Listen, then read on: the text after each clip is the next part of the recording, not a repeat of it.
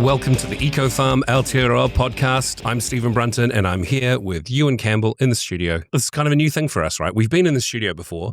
You'll be familiar with the surrounding, but this is actually our new podcast available on YouTube, but also on Spotify as video and on platforms as audio only. So that you can chuck it on, put it in, drive with it in the tractor, go milking, do all the things that you've got to do out on the farm and not be distracted by the images. But you can always return to the video version of this if there's something you want to see that we talk about that's on screen. Yeah, brilliant. I mean, the problem is farmers are busy. Yeah. And they've got to have an opportunity to listen and learn. And it took a lot of effort to break away and spend time reading to learn all this stuff. But I realise how busy farmers are, as I'm one of them. So yeah. Do you want to explain why this needed to happen? Yeah, well, I guess that's from my travelling around the country and talking to farmers and geologists. Last week we were in the South Island looking at a resource and talking to this geologist, and he's got all this knowledge about how materials have come into being and processes. And he's asked me this question: how does this work and how does that work? And I'm going, well, it goes like this and goes like that. And and he's a bright guy, really bright guy. And he goes, but then what happens with this? And go, oh, it goes over to there and goes this here. And he goes, oh shit, that makes sense.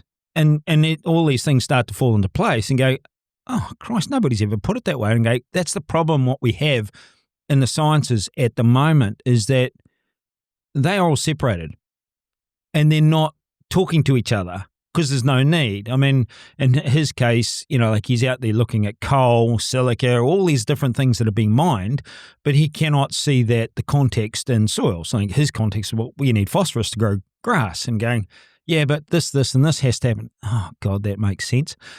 But we don't get the crossover between all of the sciences. And it's actually funny because farming is the crossover point to all the sciences. There is no doubt about it. I mean, it's the most complicated, like there's weather, there's water, there's grass, there's biology, there's animal nutrition, there's all of these things. And we've simplified it a bit too much.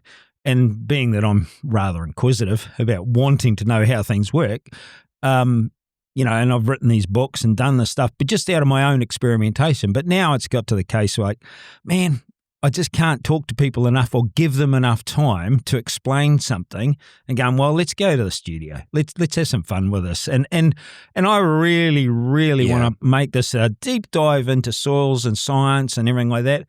But I want to make it fun. I want people to realise it's all right to blow stuff up because it's just the massive energy going here, there and everywhere, and what are the consequences, and, how does this work? And it's taken me a long, long time of just asking these simple questions. That doesn't make sense. How does this work? And how does that work? And somebody will come out, oh, there's the answer. Thanks very much. And then you put it together with the next piece in the puzzle. And there's things that we do every day. And that was really why I chose this is the starting point. Kervran's work. Very famous in the 70s, wasn't it? Absolutely. And it's really quite funny if we put it out on a podcast or just a YouTube thing or short or whatever, people go, oh, show us the reference material. And I just go, read this, bang. Check it out. And everybody just shuts up because it's really well researched. This guy should have won a Nobel Prize. And he was on the list, but he never got there. But this stuff that he has done is brilliant. And we see the evidence of this every day. And so do farmers, and they haven't quite put the pieces in the puzzle together yet. A lot of people ask you a lot of questions, and there's a huge demand for the knowledge that you've got. And people essentially are like, can you just do a podcast so I've got something that upskills and upgrades my knowledge and that I can really sharpen against and work on and think about? Because, I care about how my farm's going. I care about the animal health. They're just not seeing that knowledge being delivered to them. No, well, that goes right across the board from the people that are taking it out to them. They're not educated in all these different sciences and all these processes either. And, his necessity is the mother of invention. It's like I bought a farm, didn't have any money, and going, how the hell am I going to fix this? And, the universe is a marvelous thing if you keep opening up. Well, how does that work? And how does this work? And then you're right. I mean, there's so many farmers wanting to ask questions or whatever. And one of the things that I really, really want to impart on people. There's no stupid question. The stupid part is not asking the question. And that's how so many of us sit in a we think that there's a massive this educational process and they know all more than us. And I don't want to put shit on people, but the reason that we ended up here today was a comment that came back from a client in New Plymouth. The vet had been out and checking all the bloods and everything for the cows. And they said, God, they're amazing. And I go, oh, yeah. And he hasn't done the soil program yet. He's only just used some Vitus. And I go, oh, yeah, well, the cows are, digesting these minerals and the biological process is actually assorting what they need and their bloods are good. He said, oh, they need some iodine and some selenium. I said, yeah, that'd be right. We haven't put any of that in there yet.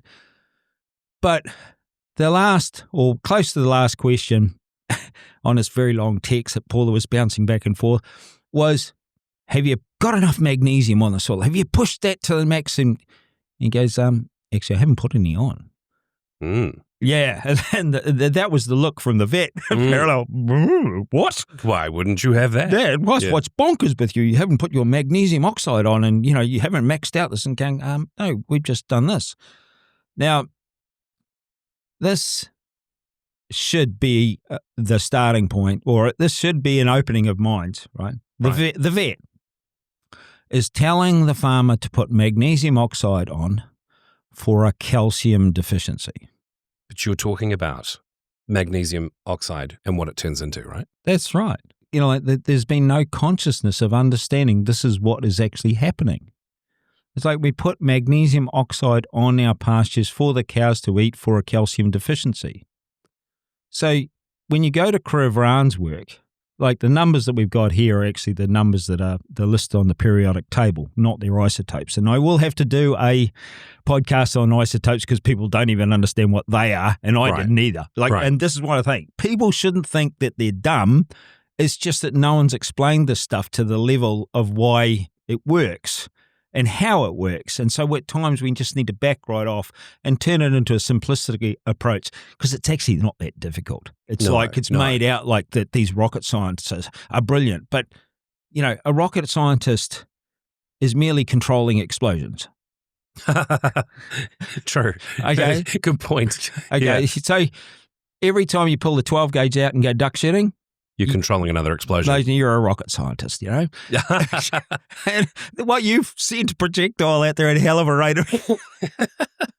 So we got to be in context that, get it into real terms. It's just we're understanding the reaction between different elements. Elements change because of the isotopes and all these things change.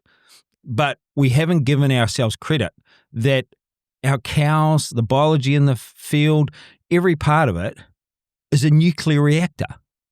As a biological transmutation. So we have magnesium and oxygen, and instead of having mag oxide as two different elements stuck to each other as a chemical, it fuses and makes calcium. Right. Now, this ultimately, biological transmutation, it needs biology to do it. Right, got it. So it's really going to need, I guess an obvious one is the animals. But then there's going to be the microbes too. That's it. All rumination or digestion in the gut is undertaken by microbes. And this is how we get so far away from the craziness. Right. I'm sort of seriously against the chemicals and all that sort of stuff. Yeah. Because they kill microbes. Right. Roundup. Okay. It's a registered antibiotic. Oh, glyphosate. Okay, so gets in the room and it kills the. And so if your cows aren't digesting the feed and putting out production, it's because you haven't got any microbes in there of adequate quality to actually digest the feed. I don't think most people realize it's registered as an antibiotic. Yes, it is. So there's all these consequences go down the track. And so what we've got is commercial science pointing the finger at organic farmers and regenerative farmers and that going, oh, they're all just woo-woo science and all that sort of stuff. And I'm going, if it was explained a little bit better and with the process behind it, your argument just falls in a hole straight away because you're destroying the very process that's required to actually make the whole of biology survive. Right. It's called nutrition. Right. And in humans, that's really obvious because, like, where they give humans huge doses of antibiotics, then they have to re-inoculate their gut biome to actually get them to survive again. So these things are being found out more and more all the time. So what we're getting at is, like, this isn't even thought about. It's not even talked about, but it relies on biology. In the ocean, what we see is, like, when you see a crab or a crayfish or a shell being built, right? The sea is full of magnesium. Right. And yet a crab can turn that magnesium into a calcium shell in no time at all. 3 or 4 days, it can actually build this shell completely of its body out of magnesium. Now, how bonkers is that? Well, that's amazing. You think that some other process has to take place, that they've got to just eat it, but the crab's surrounded in it, absorbed in it. And I suppose there's a similar thing happening on the farm too. Well, it goes into, if you have a look at the rumen or a gut, when you open it up and you see the amount of surface area inside the gut and the whole process, you can Huge. it's just phenomenal. Yeah. You know? It's otherwise known as tripe. Right. It's a load of old tripe. The undulating movements of that space, right, just expands out to huge surface area. Totally. And then with all the biology doing this, and then it's, converting the minerals to what's required, it goes into the digestion and away it goes. Yeah. Do you want me to go through the other equations that are on the screen? Yeah, I mean, these things are all really important and they just show up. I've just seen them at times. Like silicon and carbon's a cracker for chickens. Right. Okay, like they've absolutely done this to death. A chicken can't eat enough calcium to create an egg every day. It would be, if it was actually just taking calcium in and spitting an egg out, it would turn to jelly because it doesn't have enough calcium in the body. But what do chooks always do if they're outside? They're around there picking up stones, picking up silica, picking up area. Yeah. Add it with carbon, bang, you've got calcium. Bang. So there's the mechanism for a good old farm chook to have really solid eggs. And we sell chook sand. And they go, but it's got no calcium. And I go, that's my point exactly. And the first thing that the clients come back to us and saying, man, the eggshells are better than ever. And going, funny that. Yeah, right. So we're seeing another great example of transmutation taking place. Absolutely. Right. Yeah. And the digestion of the chicken there. Yeah. And so, like, this is one of the things that Kervran said in the books. And, if you want to state it, so, like, over 50% of the potassium harvested in French agriculture comes from calcium. Now, we should explain what's up on screen. There's three equations, and the first one is magnesium 12 plus oxygen 8 equals calcium 20. Yeah. Right, which was everything we'd previously been discussing. Then we've got silicon 14 plus carbon 6 equals calcium 20. Yeah. And that's the analogy around the chickens. Yes. And now the third one up on screen is calcium 20 minus hydrogen equals Potassium. Now, I'm only using the periodic table numbers in there. I'm not using the isotope numbers. That's another thing that we need to talk about later on and understand why this is really important for us. But, like, this is just a simple starting point that we're working from, okay? So don't jump up and down that you've got all the chemistry wrong and all that. I'm just being in a very simple process at the moment, okay? Right. Well, give me a simple real-world example like you did with the chickens on this third line, calcium 20 and minus hydrogen. I see this all the time in kiwi fruit orchards. Oh, really? Yeah, and so, like, kiwi fruit take a huge quantity of potassium up into the fruit. But what I'm seeing, and I've seen this for quite a long time, when you get the soil working in the right process, the plant sends exudates, like simple sugars, down into the root system. Right. And they're sending signals going, I need potassium. So the biology in the soil is going, I hear you.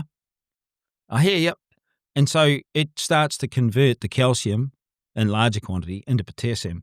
And what we see in these total soils and the available soils is, like, you can take 15, 16,000 trays of kiwi fruit off, full of potassium, and the level in the soil went up.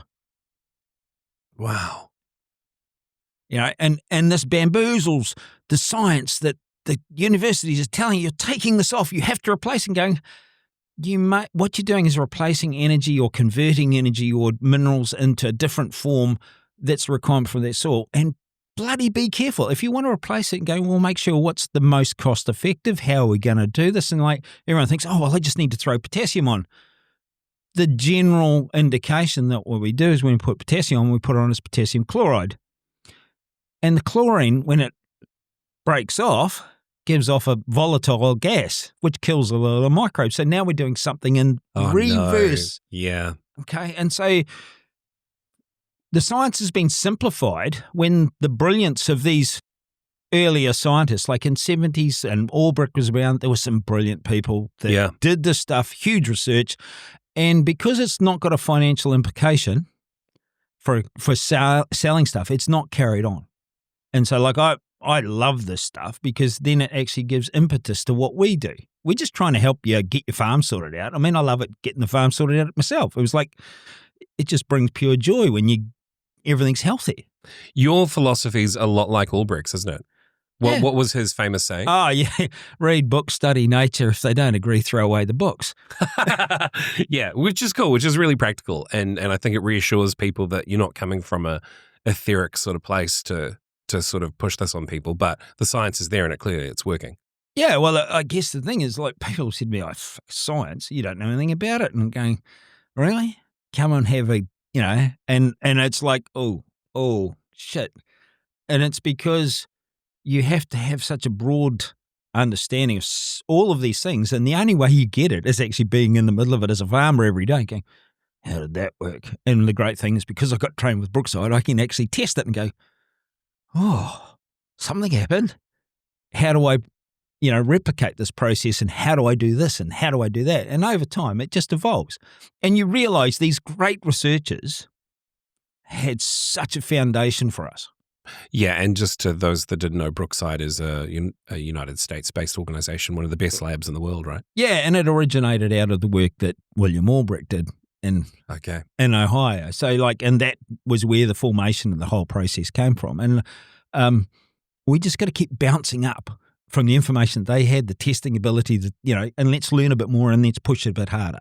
Right, and all of the consults that you do with farmers when you make a blend, it all comes from the very specific soil test. Yes, we need to know what's going on. And when I break those soil tests on, we've got the soil test video out there on YouTube, for a bit of an idea. It's like, there's a lot of information there. Yeah. There's usually not even put into any context because people don't want to challenge their own thinking about what they've learned because they don't want to be wrong in the past and go, well, we need to get over that because it weren't wrong. We just didn't know. Well, let's go to the next equation on screen, which is, now let me see, potassium 19 minus oxygen 8 equals? Sodium. Okay, and this works the other way around too. Okay? Okay. So on our farm, we had a sodium deficiency, and within 1 year, we grew 300 kilograms per hectare of sodium. Amazing, yeah. How does that even make sense to the average person? That's mind-boggling. And from the figures, it didn't all come from potassium either because a lot of the potassium still stayed there. But what it was showing is like things are mobile, and I thought, well, what's going to happen next year? Will I grow even more? And it didn't. And so what had happened is that the soil had balanced itself to fill in deficiency and then rectify itself and then move on. That's amazing. It's like, so we're living in a self-regulating system that we try and bludgeon. Yeah, but it's only self-regulating, right, if we don't kill all the microbes and we don't glyphosate the shit out of it. Yeah. Absolutely. You gotta take context into where we're looking at. Now, the interesting thing about the potassium minus oxygen equals sodium is a really good analogy in this, the way it works the other way around. Sodium plus oxygen equals potassium. Now, if you go to Central Africa, in the hottest part of the world, 50-degree daytime temperatures. Right. And I remember watching this on the TV, and I just had to laugh in the end because I'd read something about it prior. And there was 6'4" African guys with AK-47s on their back playing soccer in the middle of the midday, and this British guy, he was hiding in a tent, just sweltering to death. Now, in one AK-47 on the back, but in one hand was a hunk of salt. Oh, okay. So they had a hunk of salt. They didn't have water. They had a hunk of salt. Wow. And they would just bite on it and carry on playing soccer, and they were just eating salt, And these caravans were coming across the desert with all the salt on it. It was the most valuable thing there was. But when you actually go through the equation, the sodium plus oxygen, it took heat to go through that reaction to become potassium. Right. So their salt consumption was actually a consumption of potassium ultimately. Well, it converted. It converted to potassium, but the conversion took heat. And they cooled down. Right. So that's why they were able to stay cool and the English guy was sweltering in the shade. Absolutely. Got it. And so there was their mechanism. And it's like, well, if we eat salt, it takes heat and oxygen to convert to potassium. And when they took samples of them peeing, when they did pee, because they didn't pee a lot, there was no sodium. Amazing. Yeah, that is mind-blowing. So there's, those are just some examples of how this is happening every day, and we haven't asked ourselves these questions. Yeah. And science, the vet comes out, have you put a magnesium oxide on? They actually didn't do nutrition when they did vet school. No, of course not. It's like doctors not doing nutrition. Yeah, and we've got to get them into these places and to learn this stuff. It's like, it's fun. Yeah. True. Let's head across now to the last equation here. Yeah, read that out for me if you wouldn't mind. Sodium plus oxygen equals potassium. Very simple. It's very simple. And it's just like, these are things that we see it happen every day and we don't, do anything about it. And I think probably the issue with science, is that science can't do this. The scientists can't do this. The scientists can't do this, yeah. They can't, but biology can. Yeah. So it becomes a bit of we've all heard about alchemy and changing one thing to another. When they want to change lead to gold or something like that. Yeah, there's things like that happen every day. This is alchemy. Yeah. It's just energy transmutation. Right. And it goes on every day, every minute, every second of every day it's happening. Yeah, incredible. I've got some questions for you, actually, about Kervran's work, how it all relates to farming. So let me just get into this. So in terms of soil biology and farming practice, could soil microbes or plant roots actually facilitate these transmutations? Or is there another explanation for why mineral balances shift in soils? They are absolutely critical in the whole process. And I put the one at the very top of that being critical is cyanobacteria out of the ocean. Yeah. They're a single-cell organism that can restrand their own DNA. They can harvest minerals out of the total minerals, bring them into available whole nutrient, and that'll be a podcast all by itself about the single-cell organism that started the whole universe. Right. But they are critical in our being, absolutely. Like if we don't have them, we don't have us. I'll hit you with a bunch of questions, actually. Yeah, okay. And we'll get some rapid fire responses because this podcast gets a chance to really come back and dive into things. Yes. And I know you're not a fan of the world's longest podcast marathon. You got things to do. But okay, so farmers often see calcium levels rise or potassium balances shift without obvious external inputs. Could Kervran's theory be a way of explaining this? Absolutely. And that's the beautiful thing about, if you look at the soil test video that we did, the total test and the available test, you can keep an eye on these levels as accurately as you can by taking GPS points in your paddock, cumulative samples, and you're looking at the totals and the available, you can actually see these reactions taking place. And, when we get it right, bang, the numbers start just popping all over the place. And it's going, got it. And you'll see it then. You'll see the soil sample, but when you talk to the farmer, they'll tell you, yeah, we hit the sweet spot this year. We did X amount of trays of fruit, or like, man, no cows, sick, nothing. Amazing. Just outright, this is good. They love it. If biological transmutation is real, what role might it play in remineralization, composting, or regenerative practices? It's huge because basically when we look at regenerative practices, compost, any of these things, they're a biological process to break things down and to realign stuff. And so when you're doing that, what you need to be doing is looking at what are the limiting factors that stop biological transmutation.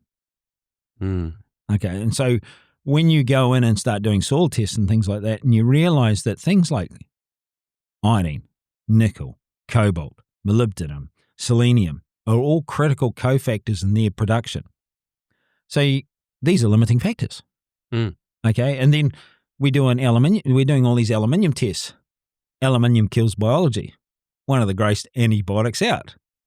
Okay, so if you've got an excess of aluminium, you've got a limiting factor because your biology. Sorry, I just have to get you to repeat that for a second.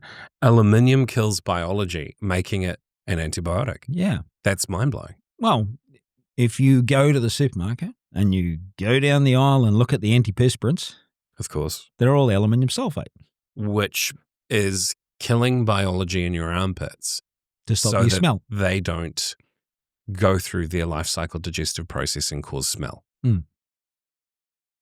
Sorry to interrupt. That's just pretty cool. No, and this is the sort of stuff that we need to be, like cognized. Yeah. Oh, geez, I didn't realize that. Oh, bloody hell, that gives me something to think about. Okay, how about this to think about? What about you've put your coffee in a takeaway cup for the day? It's your own one. You bought it. A takeaway cup with a lid. It's plastic and it has an aluminium. Not too bad. And you poured your coffee in that. Are you drinking aluminium by the... That's not too bad. I mean, Coca-Cola cans are really bad. Okay.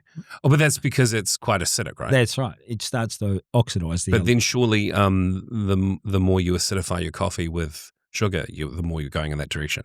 There's all sorts of things that go on from this. But, I mean, the aluminium has been exposed to us in adjuvant in vaccines. That it's been in our foods. They use it as to allow things to flow better in foods and all sorts of things. So it's a thing that doesn't need to be in our diets.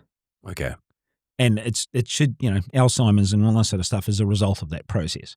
Yeah, well, that's what, I've had family members get to that Alzheimer's age, and we all kind of normalize it, but maybe we can avoid it through not consuming so much of that stuff. Well, as we go through the podcast, I'll explain all of these things, like how the silicon reaction goes with the aluminium, how we can remove those issues and start to convert all these other parts that go on to create this magical process where we produce really good food at really productive levels and really, really profitable.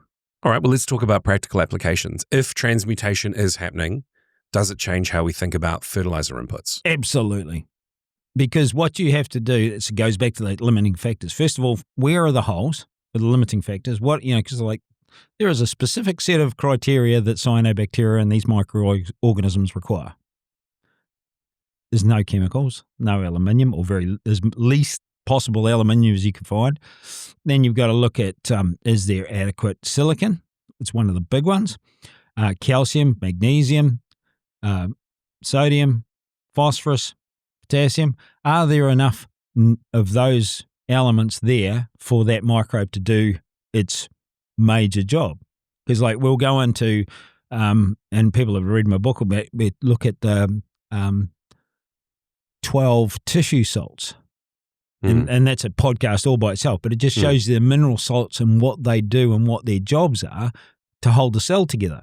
So if you've got those in place and they're taking away the limiting factors, the cyanobacteria can go to work, and then it will start to balance those minerals in a required order, which then brings real soil fertility. Can you just, with regards to cyanobacteria, it's found in the ocean, right? Yeah. Can you just cover off a quick link? We go into this in another podcast as well, but what the relationship is between healthy cyanobacteria found in the ocean, but which we now also find on the land, and therefore what is now on dry land, how it's going to be successful as a cyanobacteria doing all of its important processes if it has an environment like it has in the ocean. Oh, wow. Sorry, I probably... the long way of saying it. I'm just trying to draw that link between the two states from ocean to land. The best example of the explosion of cyanobacteria in a particular environment is in the desert. I did not see us going there. Yeah. Because in the desert, if you take a soil sample, there's no carbon. Okay? Of course. It's all oxidized off, right? And yet, Ton of silicon, though. Yes, and minerals, and it hasn't generally been screwed up by agriculture because it hasn't been worth going to try and farm in the desert. But what happens with the desert is that if the minerals are there in various forms, the cyanobacteria, as far as climate goes, God, they're tough as old boots, tougher than old boots. They're tougher than pookackers in their soup. It's incredibly tough. So it's sitting there, it rains. When you see the explosion in the desert of all the growth and all the flowers, it's already been through one cycle of the cyanobacteria producing the nutrient and the nitrogen available for the secondary plant to take that up and grow. Because it wasn't there in the soil to start with. It happens that fast. So when you look at how quickly those processes take place, that's a phenomenal rate of growth, isn't it? It's just like it rained and all of a sudden everything starts germinating and there's all these flowers and beautiful colours come out. And as I say, they're a secondary explosion after the cyanobacteria took off to start with. Right. So that really is, having this understanding really is a great way of how knowing what this phenomenon is and how it works, how you can have less reliance on external minerals. Well, what you got to do is once you realize that this process is working for you, you just keep nurturing your soil and understanding what's there and what the limiting factors are and just keep nurturing the soil and let it keep working for you. It's like in our soils, once that cyanobacteria start working, like there's 70%, 80% nitrogen in the atmosphere, right? The cyanobacteria will grab the nitrogen and make the protein in themselves. So you didn't even have to go and harvest it out of the soil. They were the nitrogen factory. You're going to get some pushback on that. People won't believe that, I'm sure. So that's good. That's good. Open your mind. But how might Kervran's insights influence soil testing, especially when farmers' real-world observations don't line up neatly with lab results? I think the thing is that when you do look at the testing and you can cross-reference with this, you start to see the things that are happening. And the issues are that because we haven't had the totals tests and the available test, we haven't been able to reference how things have moved over time and why they move over time. And this is the thing about... And that's going to explain a lot of that skepticism.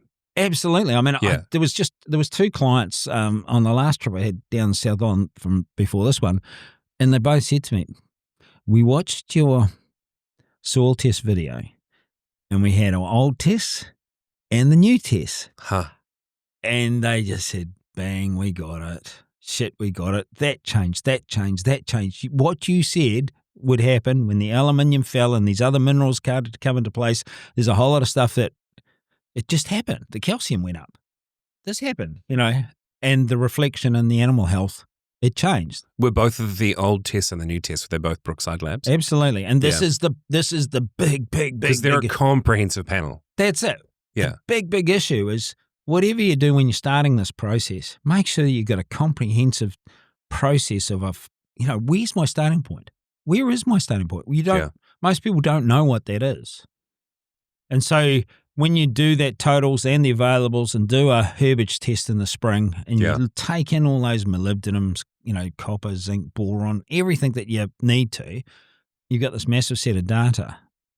And then 2 years down the track or 1 year down the track or every year if you want to, all of a sudden the data just keeps coming up and it unfolds to you what will happen and what does happen in soils when they're looked after properly. And it's beautiful. It really is. And I must say, it also alludes to any issues. Like you'll see it go, if something's short or in a deficiency, you'll just see it stop. It'll even revert slightly if you've missed something. And so instead of you throwing the toys out of the cot going, what happened? What's wrong? And 18 months ago, we ran out of boron because we didn't realize that we had to have boron involved with the silicon in large quantities for this process to carry on. We hit a wall.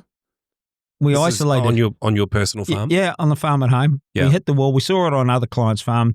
We went after that. Man, what a change! Fascinating. I just want to cover off a little bit of skepticism. Okay, go for it. What is the mainstream scientific stance on biological transmutation today? They don't want to talk about it. Right. That's we haven't got any open discussion. Like this is part of the reason that I sort of found that I needed to do this so I can get to clients and that sort of thing. The farming papers are paid by people that are selling products. So true. And they're not going to have a discussion about this because that means they won't sell any products. Yeah, right. Okay, so it's all driven commercially. And so our health and our well-being and our productivity is relying on reading of papers that get dropped in our, that this is the most up-to-date science and blah, blah, blah, and we don't talk about it. Who talks about Louis Kervran? Who talks about William Albrecht? Who talks about these people? Like Maynard Murray, Sea Energy and Agriculture. Who's not? We're not talking about these people, and we really should be. Yeah. And our universities should have, they test products, not theories or opportunities. They test products. And one of the crazy things I saw not long ago, they were going to do a regenerative trial, but first of all, they had to get the Olsen P level up of phosphate first, and going, well, flipping heck, that's not starting very well. So, but their concept for doing the research is what they'd been trained in, and they weren't allowed to actually expand themselves to go way further. Right. And there's nothing like buying a farm and getting yourself deep in debt and start going, oh, how does this work? Oh, I need to get out of here. Can I also just say there's nothing like doing a university trial and starting off with shit land? How are you going to, that's not even a great baseline, is it? Well, they should start with shit land. And then they might work out how to fucking get it right. What they do is they take really good stuff and turn it into shit land. Hey, have modern soil health studies provided evidence for or against Kervran's claims? I don't think I can find, other than our own work, I can't find data or material on their understanding of how this function works. Well, I suppose, a soil test in itself is a kind of a study. The part where without a total soil test and an available soil test to go with it in comparison, it doesn't give you any data, because minerals go into availability and out quite regularly depending on the seasons, climate, everything else. But unless you're actually able to see the two and watch what's going on, you haven't got a baseline. Yeah, right. Do farmers need to believe in transmutation for it to matter, or should they just work with the observable results? I think just start getting educated, have a bit of fun with it. Don't get overwhelmed by it. I mean, that's why I want to do this now, because people want to know. Okay? And I can't physically spend enough time with people to actually do this stuff. So we just let's go and do this. And you might listen to it 2 or 3 times like like our clients have with the soil testing video. When the pennies start to drop, things start to actually feel a lot more comfortable in your farming regime. Yeah, I know you don't need people to believe in this philosophy because, it just works. Yeah, it works, but it's good. It's fun. And but if it's not working for someone, what I would say for them is don't toss your toys out of the cot. Keep asking the question. You'll find the answer. So I got 3 more questions for you in terms of the bigger picture. Is there a link between Kervran's work and broader regenerative or biodynamic farming principles? Absolutely. But the thing that I go back to that every time, and that's with the organic, biodynamic, regenerative. If you have a limiting factor, it won't work. It doesn't matter what you want to call yourself. If you've got aluminium in your soil at high soluble levels, you won't fix this unless you actually take action to rectify the soil conditions so that the biology can work. Which is another reason why there's no ready-to-go simple solution for every farm, and why the products that you create and generate as a result of the soil test is so tailored. You can't just go, here's a general tonic. Here's something full of all good natural stuff. This will help, because it's a complete misunderstanding of the basis of the science, is that you've actually got to approach the missing parts and understand how the elements transmute to other things. Absolutely. And even what's there to start with. It was a perfect example actually last night. I was on a call with one of our agents and a new client down in Bulls. And Andrew's from Bakapatia, and he's in God's country, really, because Taranaki, what came out of that Great Hill is the greatest fertilizer spreader I've ever seen. Incredible. Unbelievable. You can see why people want to farm in Taranaki. Yeah. And he looked at the soil and says, it looks pretty good to me. And going, well, what about the copper? He had never had to look at the copper in Taranaki because it's always good. because it came out of that hill. It's always between 45 parts per million and 50 parts per million. Now, copper is not one of the elements that generally mutates from one element to another or gets mutated into copper. It's one of those things that you actually have to put on the ground. So some are mutating, others aren't. So like we find that the traces like the cobalts, the selenium, copper, nickel, iodine don't tend to mutate. They are ones that we have to put in place as a cofactor of the biology to get it to go. So they're limiting factors. And like he had what copper deficiency? Like in bulls, where this test were, there was 2 parts per million in total and 4.4 parts per million in total of copper. Go up the road to Taranaki, it's between 38 and 50. Wow. And so that's only, there's a definitive line. Where that volcano stops having the effect, then get down to the sand country, it's disappeared. So in this soil, it has to be attended to. The copper has to be attended to. Where over there, you don't have to worry about it. Like we see farmers in Taranaki got a copper deficiency in their animals and go, that's selenium. Just put a little bit of selenium on, that'll get the copper available. Bang, fixed. Yeah. So you've got to understand that it is a really prescriptive process. If you think you can just go out and get these individual products and go.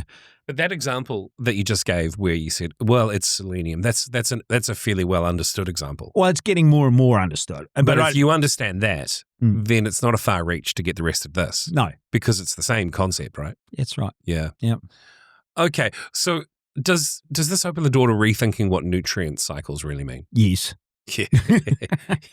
Yeah. All right. Well, then one more question. Could embracing unconventional ideas like this be key to solving modern soil health challenges, or do we risk drifting into pseudoscience? Well, the question, in a way, is actually opening up my brain in the think of the law side of things. You said conventional. Convention is a contract. Well. Okay. And so are we contracted to past thinking? Are we determined that that's all that we're allowed to know? Well, that's deep. That is deep. Are we contracted to past thinking? Yeah. Are we restricted from thinking about anything new? That's right. So what we're doing is we're looking what was in the past and actually saying that that's our future. And I'm going, nah. Well, what about our programming as well, that's the contract. Conditioned? Yeah, I suppose it is conditioned to not accept new ideas. That's it. I mean, the brilliance and the hilarity of what Albrecht said: study books and observe nature. If they don't agree, throw away the books. So look at what you can do instead of what you've been prescribed that you're allowed to do. That's the contract. That's the basis of what we're actually enforced to. And it is difficult because we've paid a lot of money to get a degree. You contracted someone to educate me, and like now I'm saying the degree's actually, and I just, at minimum getting out of date. Yes. Yeah. Well, that's it. When people say, oh, well, I went to university to teach me how to think, and we go, well, start thinking differently then. Because what we want you to do is like, yeah, okay, if you learnt this, you can learn more. So why do they have in the universities and all these other places the research places? Because there must be more to learn. They're admitting that they haven't got the answer to everything, but they're the only ones that are allowed to look.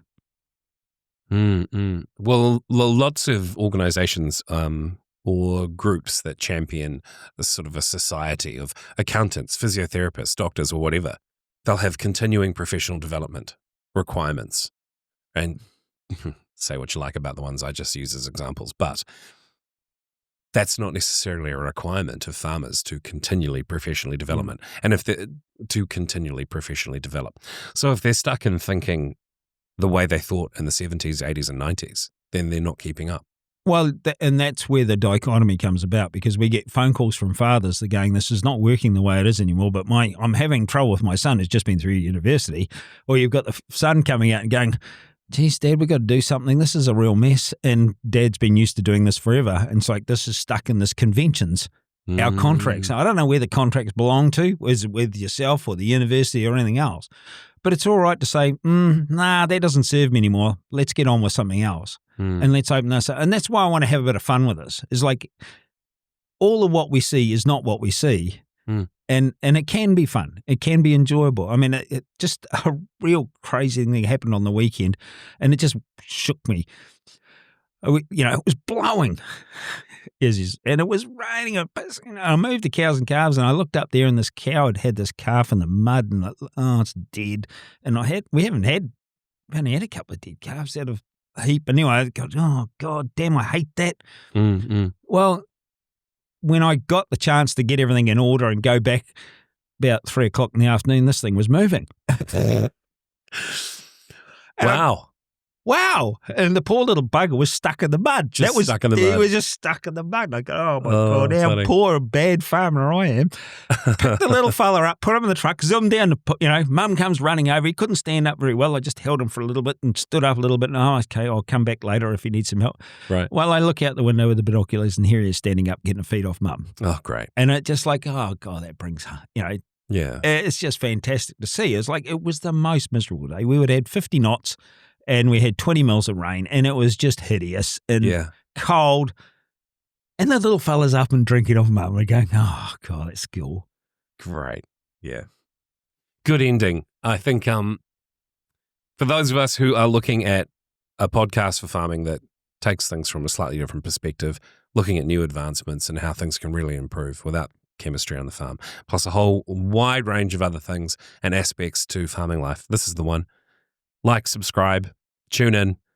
Make sure you've got us on YouTube, Spotify, and all your audio podcasting platforms, and we'll see you next time. Yeah, absolutely. Next week, I think. Yeah, pretty soon.